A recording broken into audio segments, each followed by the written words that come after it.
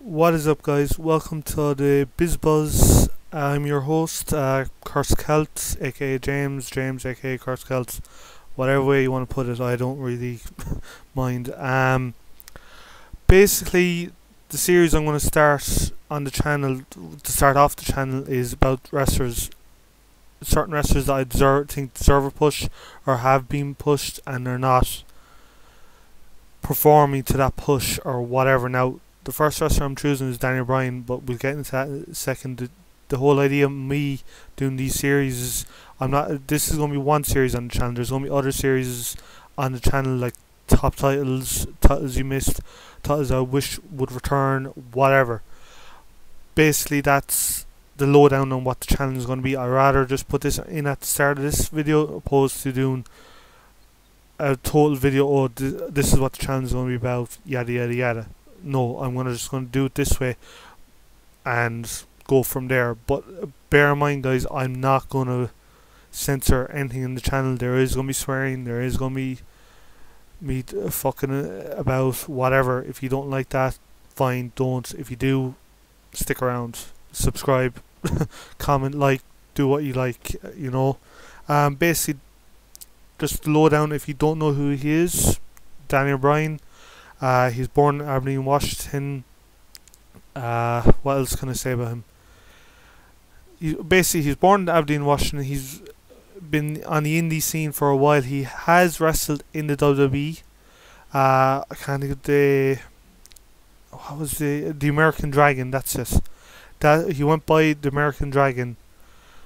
In the WWE at the early stage. This was towards the end of the Attitude Era, the Monday Night Wars scene. Now, he was trained around that time. He was being trained in by Shawn Michaels, and if you guys don't know who Shawn Michaels is, go crawl under a rock. That's all all I can say about it. He started off basically trained by Shawn Michaels. Then he went onto Ring of Honor. Sorry, he went on to independent scene, then Ring of Honor, then back to WWE in the first series of NXT. If you guys remember that, he was there with Wade Barrett. I can't think of who he was known back then, but he's known as Ryback now. I'm trying to think of who else was in that series. But anyway, he was in the first. Look it up. You'll find out who's in it. A lot of the wrestlers that were on the first series is still in WWE now. But anyway, moving on. Basically trained him by Shawn Michaels. There is stuff I've seen, like documentaries on Bryan. Shawn Michaels has been on and said that he did see something in him, yada yada yada.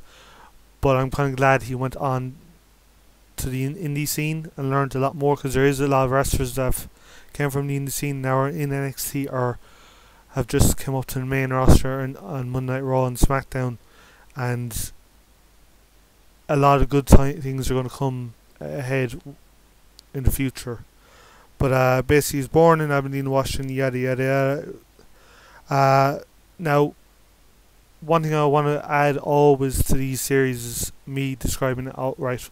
Who does he remind me of? What person does he remind me of back in the day? Now, personally, what he reminds me of back in the day is Dusty Rhodes. Now, Dusty Rhodes and him, looks wise, totally different. But the reason I'm describing him as Dusty Rhodes, if you look at his character is more inclined as the American Dream, the working man. What was Dusty Rhodes? Exactly that. He is, this day and age, the working man.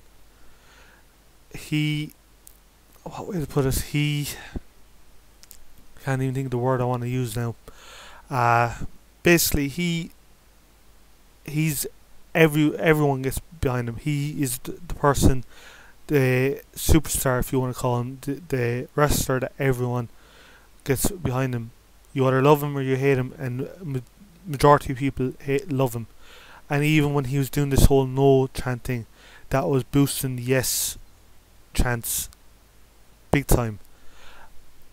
Now, what I would love to see, and this is down to Vince McMahon, because Vince's opinion on him isn't exactly great. What I would love to see out of him when he returns, he gets a big push. He works on being the face of the company. Now, he should be the face, in my opinion. This day and age, he should be the face, because he can sell the t-shirts, he can do all that. The problem is, backstage, they're losing faith in him because of the injuries. Now, what my opinion on the first, when he first went out, when he had to relinquish the World Heavyweight title, what I feel was he should have went in and got the operation and fixed it up then. Now, I understand he's his own man, he wants to do his own way, and I agree with that, and I respect that. But Vince is not going to respect it, Triple H is not going to respect it, Stephanie McMahon's, nobody's going to respect it backstage. All they're looking at is, oh, cash cow. He's able to make money and he's able to sell it. When he returns, he's going to be able to sell out arenas hands down. And that's my own opinion. And one reason Vince doesn't think he can make it is he's not this bodybuilder. We've all heard it. CM Punk a couple of years back went off and said it out in the middle of the ring in front of Triple H. There is that mentality there. That's never going to kind of disappear. But getting back to what the whole thing I was getting to was his return.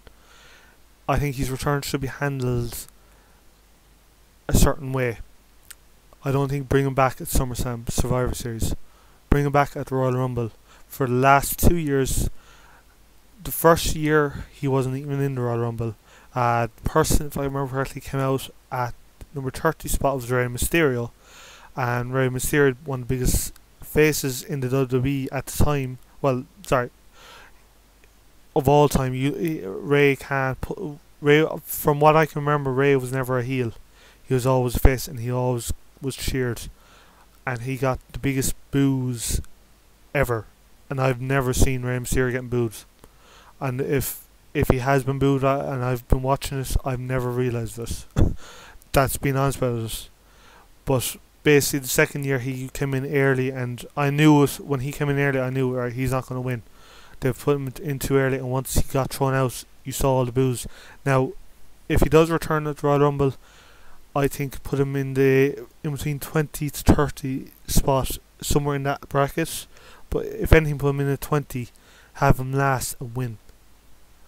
Just to show, right, because people are going to see, alright, he's in the 20, he's not going to win. If he comes in that early, now it's not early, but it's not late either. It could boost a lot of people towards him. Like, oh, yes, Daniel Bryan, this is his year. Go have him go on to WrestleMania 32, have him win the title, and hope for and go from there and push him as the face. He does deserve to be the face. I think he can be the face. He just needs faith from other people backstage, and that's he's starting to get it now, but not to the level of like John Cena. Now I know people are going to say, oh, John Cena's been selling out arenas for 10 plus years. Yes, he has. Daniel Bryan has been doing it too in Ring of Honor. Daniel Bryan can do it in WWE. Ring of Honor is the same line as NXT in my opinion, and then TNA are below them. It will be TNA, Ring of Honor, NXT. That's my own opinion. And that's not me saying, oh, I'm WWE born and bred and all this. I love WWE. I do love WWE. But they make fucking stupid mistakes, like so CM Punk. Needless to say anymore. Now, I'm going to do a series on CM Punk and so on. And probably the next one I'm going to do is... I'm trying to think who's the next one, but I will be doing more than obviously just Daniel Bryan. I'm going to do Seth Rollins. I want to do Finn Balor. Reason being, I'm Irish, he's Irish, and Sheamus, yes, he's Irish, but Finn Balor is by far better than Sheamus, hands down. and I think there should be a rivalry between both them. But that's another episode. So, guys, I know it's a short one in one retrospect, but if you like this, hit that like button. If you dislike this, hit the dislike button. Comment, tell me what you want to see. If you want to see more on what type of series you want to see and whatnot. As I said, this is starting off. It's not going to be for everyone's cup of tea. There is going to be stuff I'm going to change in it, but not a major amount. So anyway, thanks guys for watching, and see you in the next one.